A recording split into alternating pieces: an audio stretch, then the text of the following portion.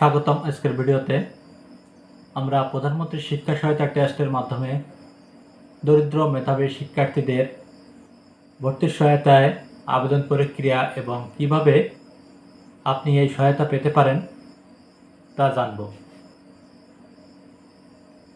প্রধানমন্ত্রী শিক্ষা সহায়তা ট্রাস্ট দরিদ্র মেধাবী শিক্ষার্থীদের জন্য একটি অসাধারণ সুযোগ, যেখানে তারা তাদের শিক্ষা প্রতিষ্ঠানগুলোতে ভর্তি নিশ্চিত করতে পারে।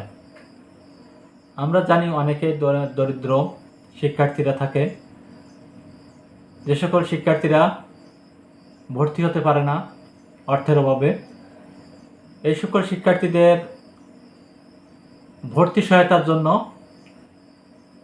সরকার কিন্তু একটি ট্রাস্ট অর্থাৎ ভর্তি সহায়তা ট্রাস্ট দেওয়ার কথা ভেবেছেন, যার পরিপ্রেক্ষিতে এটা অনলাইন আবেদনের মাধ্যমে আবেদন করতে হয়।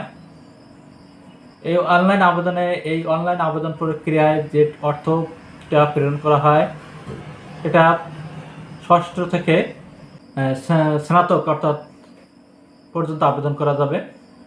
আবেদন করার জন্য কত টাকা অর্থ প্রেরণ করে এটাও আপনাদেরকে আমি জানাবো আজকের এই ভিডিওতে। যে মাধ্যমিকে যারা আবেদন করবে তারা পাবে 5,000 টাকা, অর্থাৎ ভর্তি সহায়তার জন্য তারা পাবে 5,000 টাকা। উচ্চ মাধ্যমিকে যারা আবেদন করবে তারা পাবে 8,000 টাকা এবং স্নাতক পর্যায়ে আবেদন করলে তারা পাবে 10,000 টাকা। এখন এই আবেদন প্রক্রিয়াটা কি হবে? এই আবেদন প্রক্রিয়াটা অবশ্যই একটা নিয়মের মধ্যে অবশ্যই আছে। এখানে একটা নির্ধারিত একটা ফর্ম আছে, অর্থাৎ প্রত্যয়নপত্র নিতে হবে বা সুপারিশপত্র।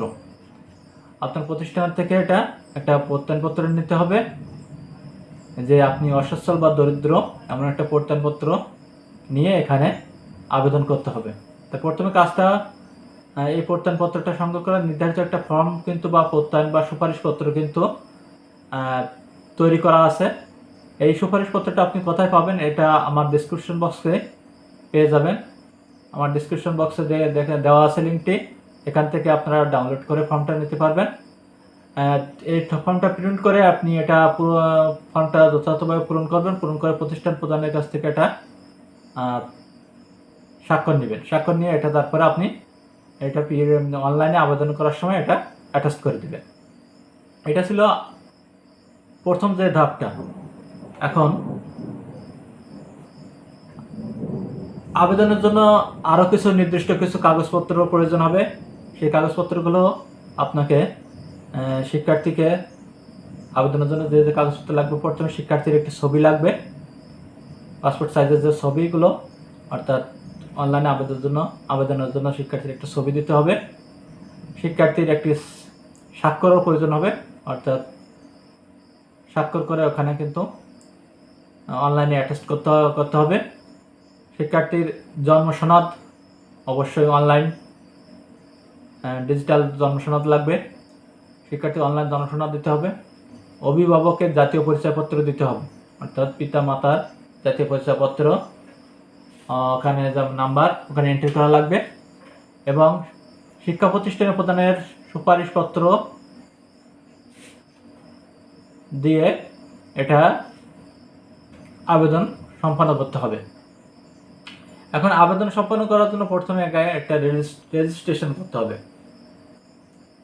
প্রথমে আপনি এটা যে আবেদনের যে প্রথম ধাপটা, আপনাকে একটা যে ওয়েবসাইটে আছে যে লিঙ্কে রেজিস্ট্রেশন করতে হবে, সেই ওয়েবসাইট লিঙ্কটা আমি আমার ডিসক্রিপশন বক্সে দিয়ে রাখছি। আপনারা সেখান থেকে আপনারা কপি করে কিংবা লিঙ্কে ক্লিক করে এটা আবেদন করবেন।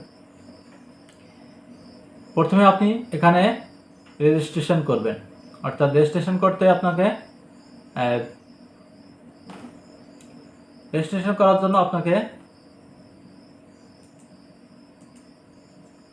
এমন একটি ছক থাকবে যেখানে শিক্ষার্থীর নাম, অভিভাবকের নাম, শিক্ষার্থীর জন্ম সনদ, জন্ম তারিখ, জেন্ডার, বিভাগ অর্থাৎ স্থায়ী ঠিকানা পূরণ করতে হবে। তথ্য মোবাইল নম্বর সচল রাখার জন্য মোবাইল নম্বর প্রদান করতে হবে, অর্থাৎ যেটি সচল মোবাইল নম্বর সেই মোবাইল নম্বরটা প্রদান করতে হবে। আর যদি নিচের ইমেল প্রদান করতে হবে, একটা ইমেলও প্রদান করতে হবে। আর হচ্ছে আপনার পাসওয়ার্ড দিয়ে এটা এখানে নিবন্ধন করতে হবে। নিবন্ধন বাটনে ক্লিক করতে এটা নিবন্ধন হয়ে যাবে। নিবন্ধন বাটনে ক্লিক করলে এটা নিবন্ধন করার পরে এটা কিন্তু তারপরে এটা লগ ইন করে কিন্তু আপনার আবেদন করতে হবে, অর্থাৎ আবেদনগুলো যথাযথ প্রক্রিয়ায় এটা আবেদনটা সম্পন্ন করতে হবে। এই আবেদনটা জমা দেওয়ার পর যদি আপনি চূড়ান্তভাবে নির্বাচিত হন তবে আপনার মোবাইলে SMS এর মাধ্যমে জানিয়ে দেওয়া হবে। 30 কর্মদিবসের মধ্যে অর্থটা প্রেরণ করা হয়।